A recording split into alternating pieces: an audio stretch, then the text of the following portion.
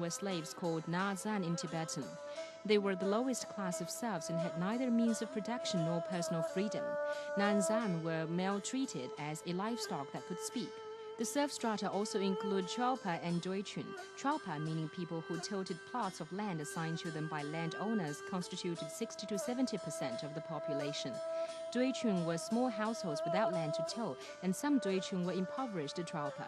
They accounted 30 to 40% of the serfs in Tibet. The photo shows a Doichun family that lived in serf-owner's stable. They led a poorer life than Chalpa.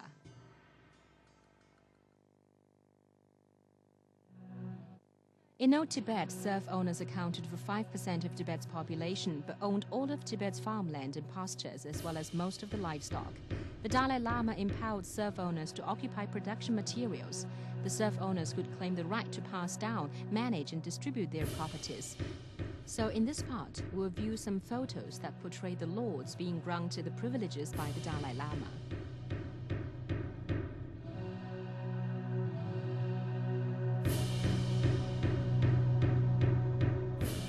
In this picture, a serf with a newborn baby registers to pay poll tax in a serf owner's house.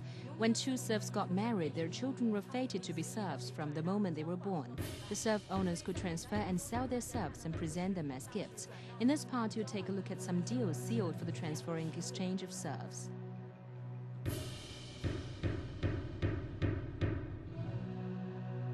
The main form of exploitation was through corvée and usury.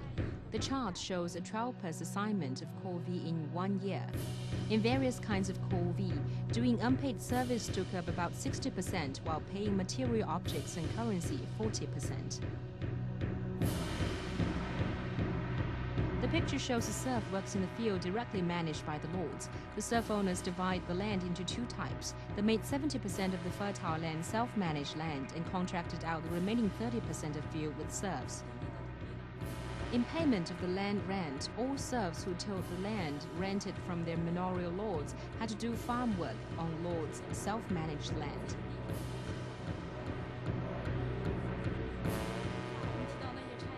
In addition to the internal corvée, serfs have to perform external corvée, like carrying officials to cross mountains.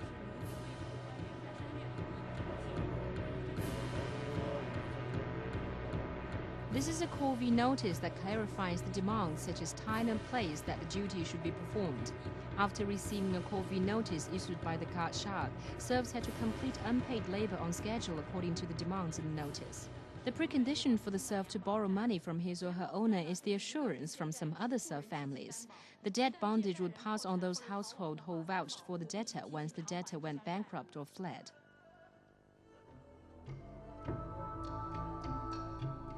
Serf owners could detain serfs at random in the prisons they built at their manor as a lamasery.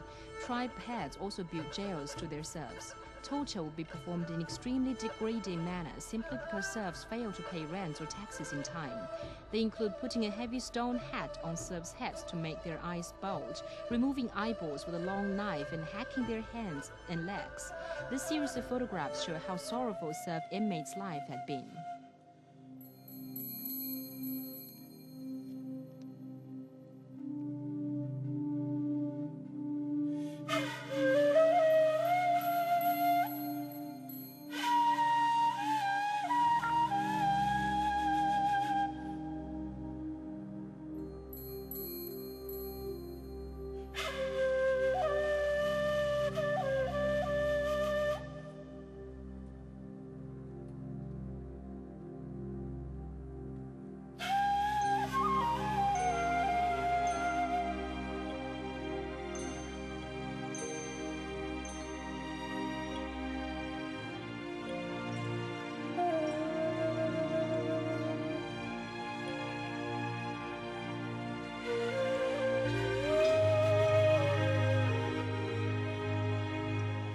This series of photographs show how sorrowful serf inmates' life had been. The following is the death toll from various epidemic diseases. Statistics show in 1950 the population of urban Lhasa was 20,000 and over 1,000 locals lived in slums. Before 1959, the production stagnated. Epidemic diseases prevailed in Tibet, and local people lived in misery.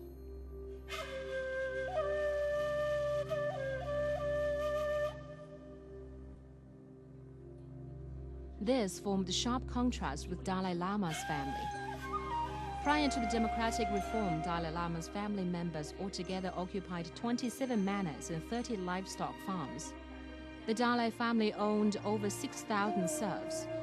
Each year, they extolled over 462,000 kilograms of barley, more than 35,000 kilograms of butter, 175 rolls of tweed, and over 2 million taels of silver.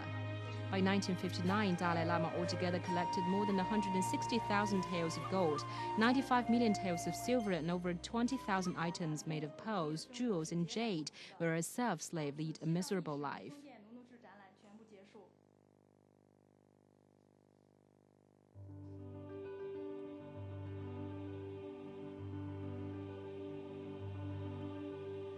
Tibet is an integral part of China, and Tibetan people are important members of the entire big Chinese family. On May 23, 1951, a 17-point agreement about the approach of the peaceful liberation for Tibet has been concluded between China's central government and Tibet, following the People's Liberation Army's entry into Tibet. In 1959, reactionaries in the ruling clique of Tibet started an armed rebellion, which were soon suppressed by the central government with support of the Tibetan people. In 1965, Tibet Autonomous Region was founded. From then on, Tibet moves on a path of brightness, progress, wealth, democracy, and openness. Tremendous changes have taken place in the 50 years as Tibet underwent the shift from dark era of feudal serfdom to the adoption of socialist system. Especially since the reform and opening up, Tibet has achieved huge progress in economy, politics, and cultural and social construction. Today, everywhere in Tibet displays a prosperous picture.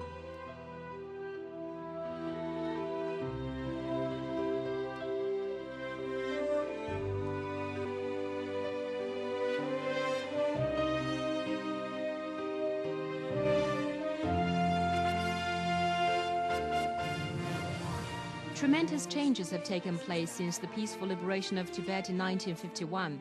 Today, Tibet is full of vigor and prosperity. On May 23, 1951, a 17-point agreement about the approach of peaceful liberation of Tibet has been concluded between the original Tibetan regional government and China's central government in Beijing.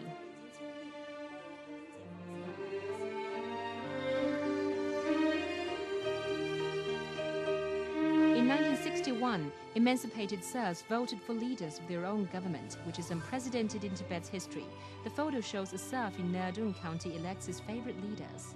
It was declared at the First People's Congress of Tibet Autonomous Region held in Lhasa in September 1965 that Napoi Nat Wang Ji-mei was elected chairman of the first regional government.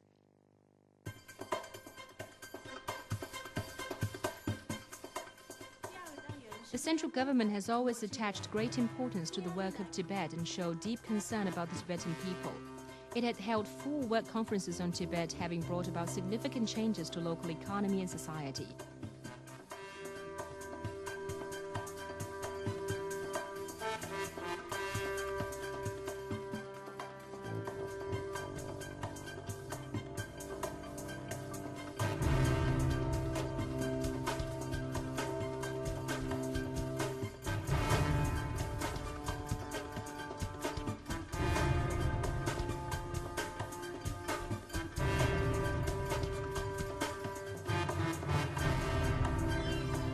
Tibet, therefore, becomes the first place in China that was exempted from the agricultural tax 25 years ago.